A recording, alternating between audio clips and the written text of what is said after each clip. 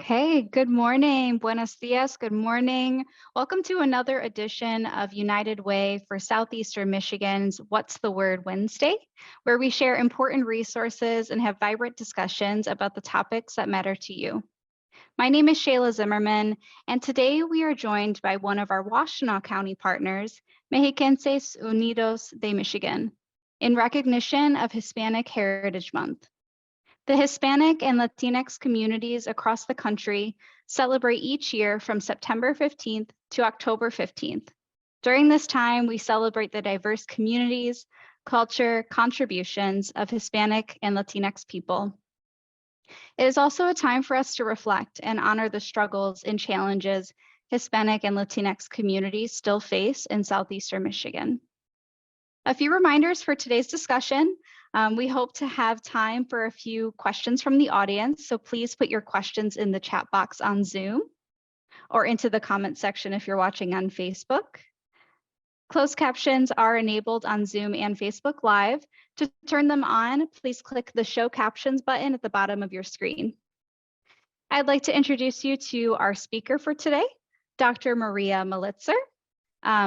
Dr. Maria is the president and CEO of Mexiquenses Unidos de Michigan, a grassroots community organization led by Spanish-speaking immigrant families from Mexico, Guatemala, El Salvador, and Honduras. Dr. Militzer is a recipient of the Hometown Health Hero Award from the Michigan Health and Human Services Department and the Michigan Public Health Institute for her efforts in increasing access to COVID-19 vaccines for Spanish speakers. This enabled more than 3,000 Washtenaw residents to get vaccinated in Washtenaw County. She received her PhD from University of Michigan School of Public Health. Go Blue. Welcome, Maria. Thank you so much for being here. It's such an honor to have you here at our town hall.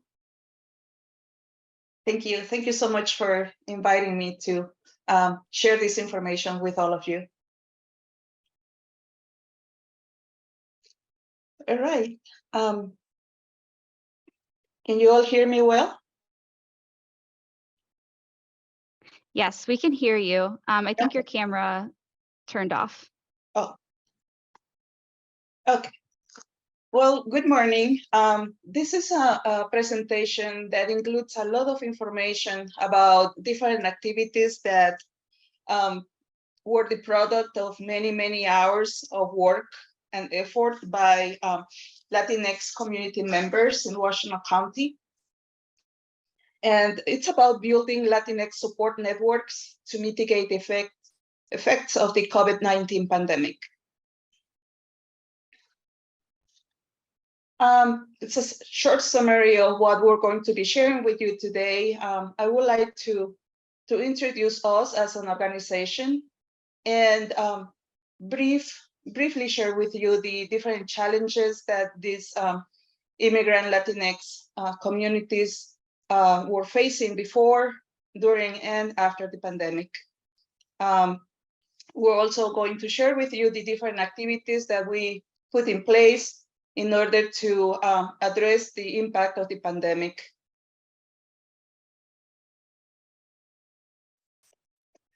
This is one of the pictures that they're very, very deeply. It's the faces of all the community members that are part of Mexiquenses leadership. And I love to share this picture because the people you see in this picture are members of low-income brown communities, not only here in Washtenaw County, but across the nation. And their daily lives are based on experiencing those socioeconomic factors that are very much related to low-income, language, and immigration barriers. All manifestations of structural racism.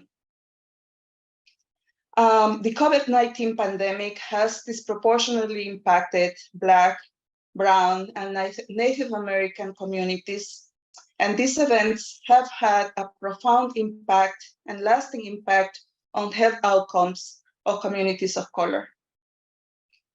But despite these structural barriers, Mexiquenses have gotten together to empower and learn from each other and seek solutions together. To find these solutions to mitigate impact of discrimination that many families often face, not only in Washington County, but across the country.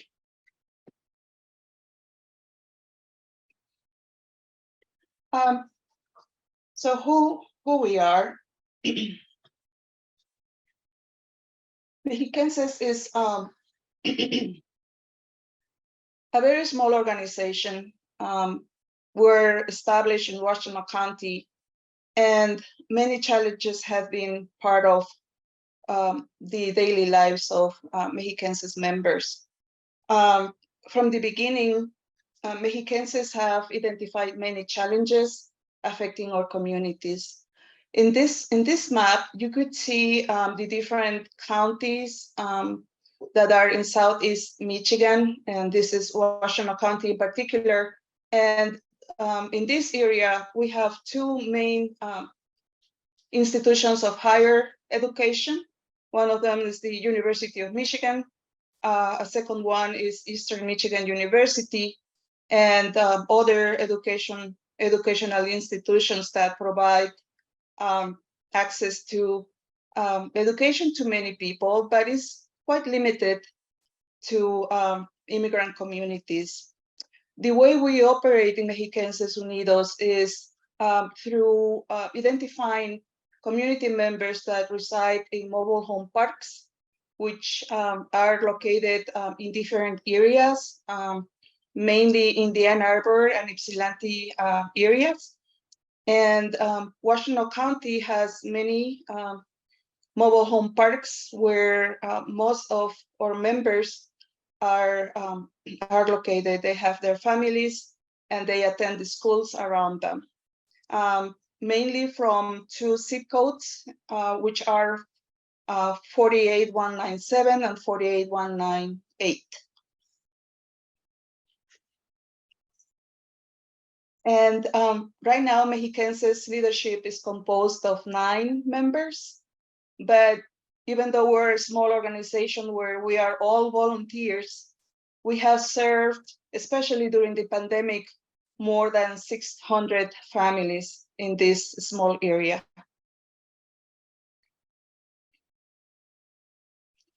Now, what are the challenges that our community members, families, children see and face every day?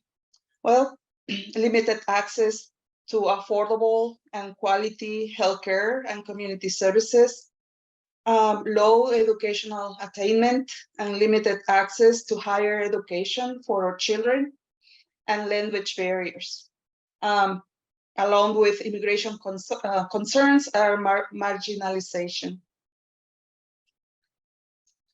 During the pandemic, these challenges have not only persisted, but have become even more critical.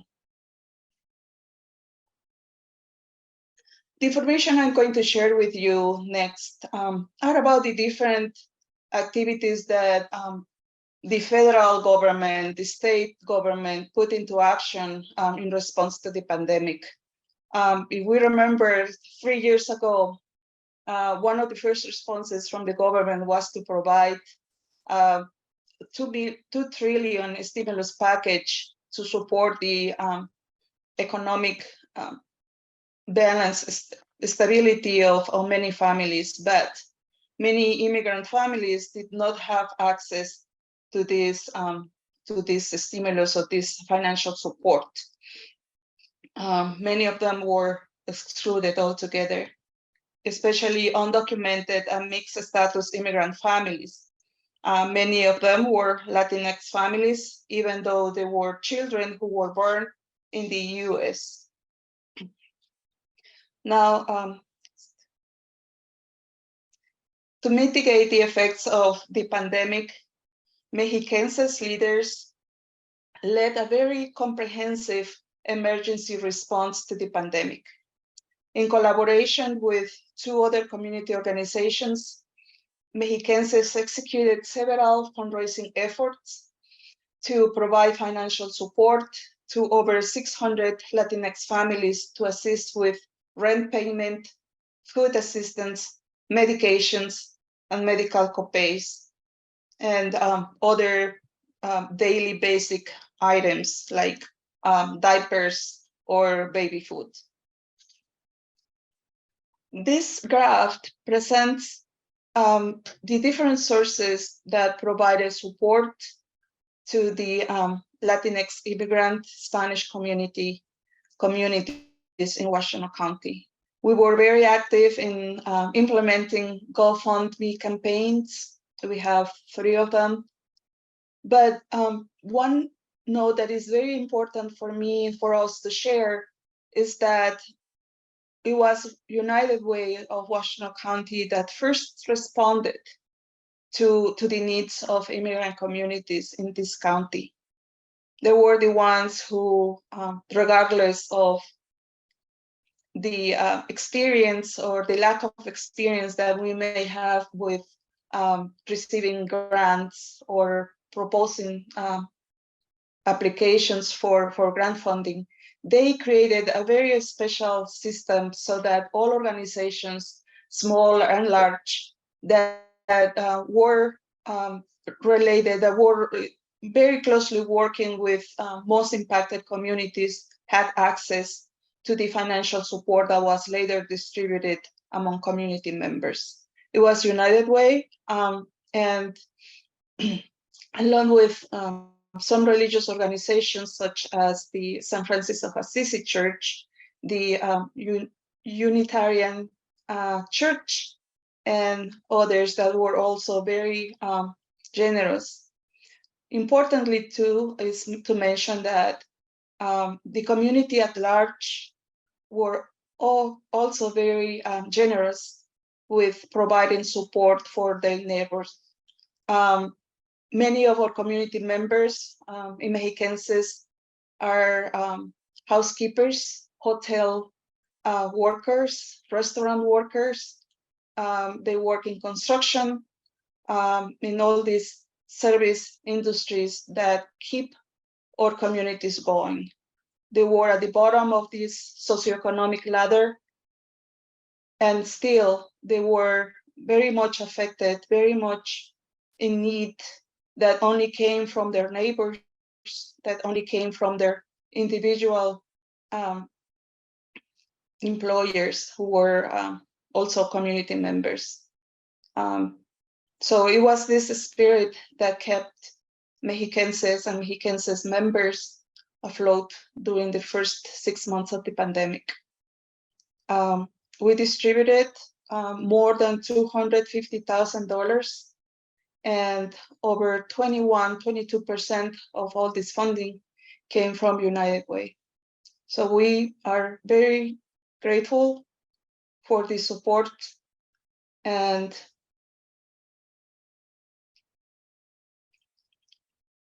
always caused me this energy from my heart, and I hope that you feel it through the screen. I'm very grateful. We are very grateful for that support. Another activity that we did during this first year of the pandemic and second year of the pandemic was to create a support network that enabled us the distribution of many supply items, such as information about the COVID-19 pandemic, the different measures that were dictated by the public health department, and we made them available in Spanish. We also distributed personal protective equipment and cleaning supplies. We were also collaborating with the United Way and other organizations such as the YMCA to distribute fresh produce and fruits, items that are very much needed. As I mentioned before, baby formula and diapers, among other specific items.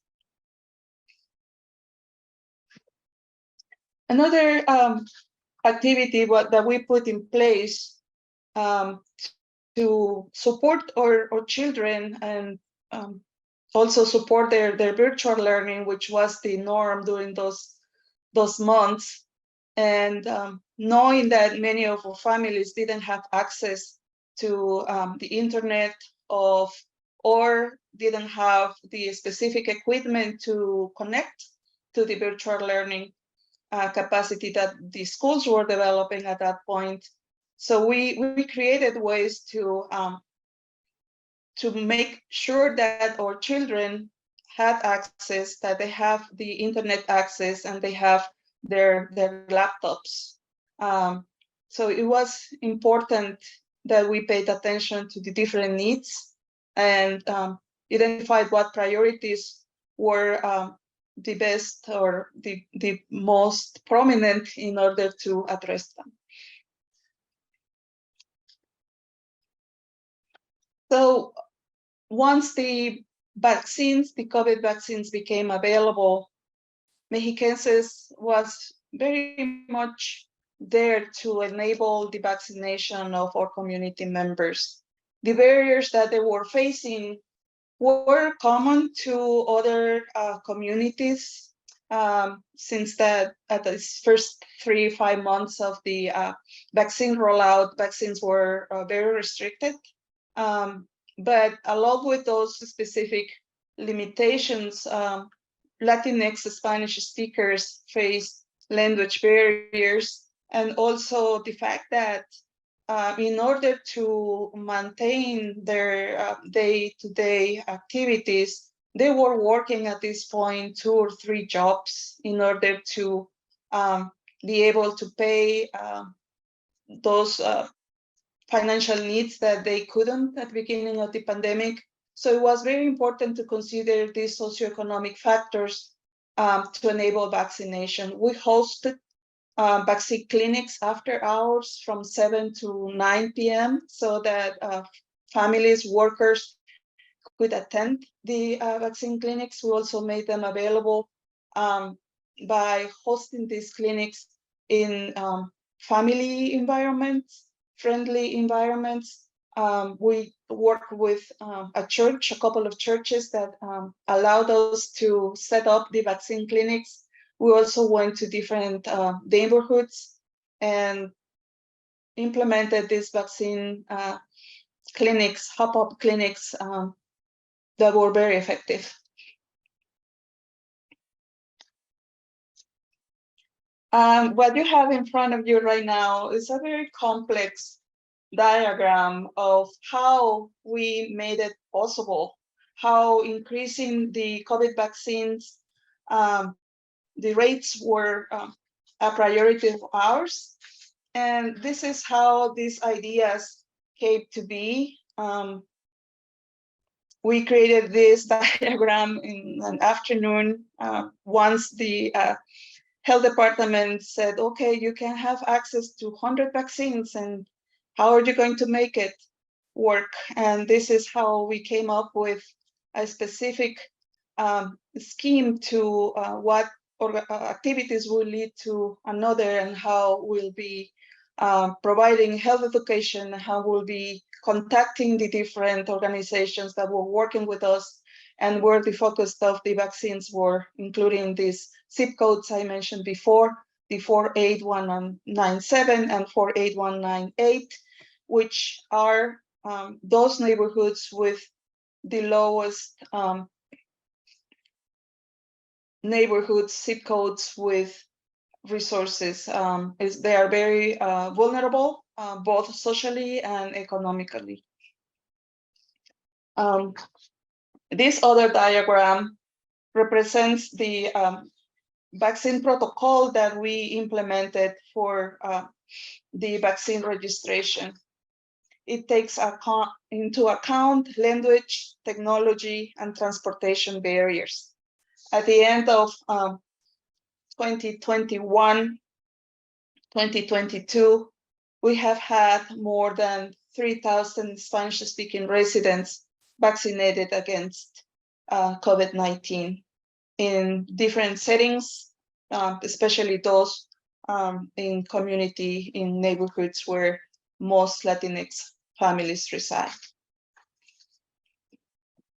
This is a picture of how we made it happen. This is in the San Francis of Assisi Church, where especially older members of our community felt comfortable going to get the vaccine.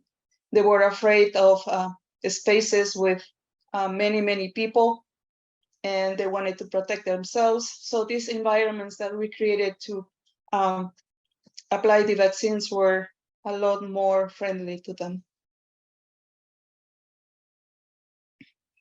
After the weather became nicer, we also had vaccine clinics in parking lots. We were collaborating with the Washtenaw County Health Department and Packard Health, who provided the vaccines, and also the providers that enable these vaccine clinics. We were in charge of gathering our community members, provided information about when, where, how, and registration for all of them. We also have Spanish interpreters at the site so that no language barriers were into this process. This is a table that provides information about the number of people that were vaccinated and compare it with the percentage of total population in Washtenaw County. And for Hispanic Latinx members, we were able to vaccinate more members than those registered as Hispanic Latinx in the county. And this is a higher number, and this also provides insight into the fact that members from other communities, from Detroit, from South, from Ohio, were coming to these clinics because of the different characteristics, the different approaches that we took in order to make it happen. We were everywhere. This is a restaurant, a Latinx restaurant in Ypsilanti, where the cook were not able to go to the neighborhood parking lot in order to receive their vaccine because they were working. So our friend here, she said, I don't mind going into the kitchen, and she did. So this is a picture that tells a lot more. And this is a short conclusion of about what is possible when community members feel empowered and Mexiquenses Unidos have exercised their leadership and autonomy to create collaboration pathways with other community organizations, with whoever wants to improve the well-being of Latinx families in our area. We are open to collaborate with any that have that in mind. That's our goal, that's our mission. And we appreciate very much the support we have received from different organizations, from United Way and the society at large during the pandemic. As Sheila mentioned, all these efforts also led to recognition that our community members feel, and of course myself, feel very honored in being considered hometown health heroes. We were not heroes, we just did what we needed to do when the lack of federal government support was not available. Thank you so much, Dr. Maria. Sorry, go ahead. Sorry. I was just saying that this is the end of the presentation, and I think Sheila has some questions for us. Yes, thank you so much, Dr. Maria, for sharing just that important, it's almost like you walk through the timeline or the story of how COVID-19 impacted the immigration community and your community specifically. And I want to thank you for sharing that information and for all the great work that you and your leaders did throughout the pandemic. I do have a few more questions for you and to our audience. Please add questions in the chat, and we will do our best to get to them. But how can communities support their neighbors who might be undocumented or who have recently immigrated?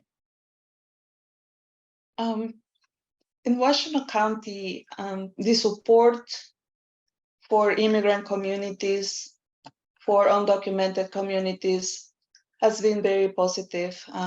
They have been very supportive of our families coming to this area. Not necessarily because it's an area where they may find or not find support, social services, but because the economics of the area are driving this mobilization. Many families have moved from other states to come to Michigan, and especially this southeast area, because of the abundance of employment. It's an economic driver, and it's much of a need and supply that is serving both all stakeholders in this society. But it could have been very negative, as has been in other areas, and we're grateful for the support that we have received from different institutions, and the efforts still going to increase and improve the well-being of Latinx immigrant communities. Mm. And so, you talk about the improving the well-being of immigrant communities. I am curious too about you talked a little bit about family reunification. I know Mexiquenses does a lot of family reunification work. Can you tell us a little bit about that? Yeah, thank you, Sheila, for helping me remember this. It's such important a work. complex process that two community members, they are parents of in organization. They are the co-founders.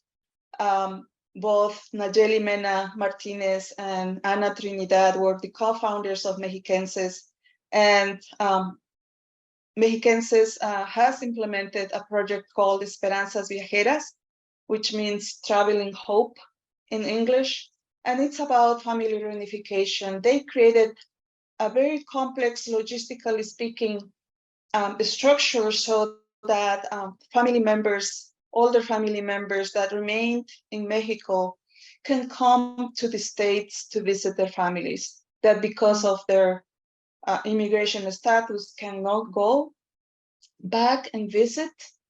So this project assists families in obtaining their US visas so they can come and visit for a couple of weeks. It's a community effort. We have the support of this St. Francis of Assisi Church that also works as a sponsor of a group of sometimes 20, 25 people coming. And it's an endeavor that includes assisting them with completing the applications to go to the American Embassy in Mexico, taking them from their small rural areas to Mexico City, and also working with them to be able to come to the States. We have a group of chaperones that go there, and we travel with them. We assist them in all ways possible. Wheelchairs, canes, all mobility issues that they may have are supported. And when they come, when they finally arrive after hours of travel, a lot of effort from themselves and their families, when they finally get it here, that celebration, that encounter is nothing but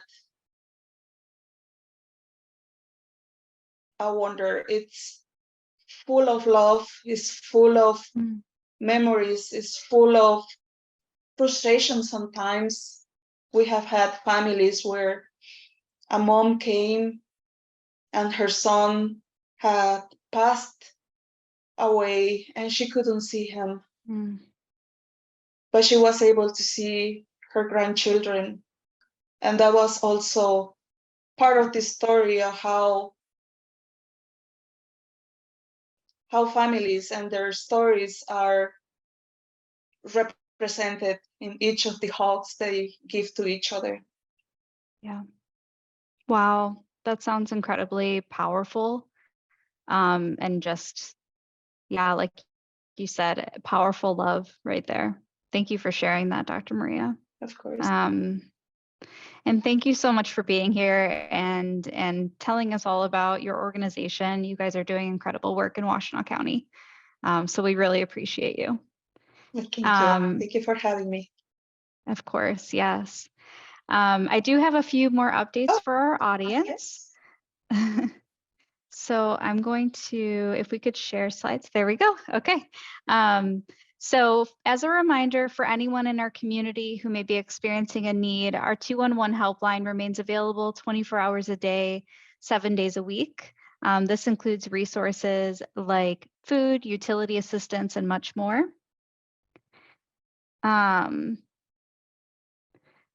Also, we maintain a running list of available services in the community that you can connect to just by visiting unitedwaysem.org/211. If you're looking for opportunities to get involved in the community as a volunteer, United Way's volunteer portal can help. Our online portal lets you search volunteer opportunities that best match your abilities, needs, and interests. It even lets you set up alerts and for the type of organizations you want to work with and volunteer projects. Just visit unitedwaysem.org/volunteer to get started. And last but not least, our next What's the Word Wednesday Town Hall will be October 25th. This will focus on energy assistance as our Director of Utility Services tells us all about the Michigan Energy Assistance Program, or otherwise known as LSP or MEAP, for this upcoming year. Be sure to tune into that town hall and much more coming up. To stay updated on upcoming town halls and watch replays of previous town halls, please visit unitedwaysem.org/virtual town halls. Thank you, everyone. Thank you, Dr. Maria. We will see you soon. Stay safe and continue to live united.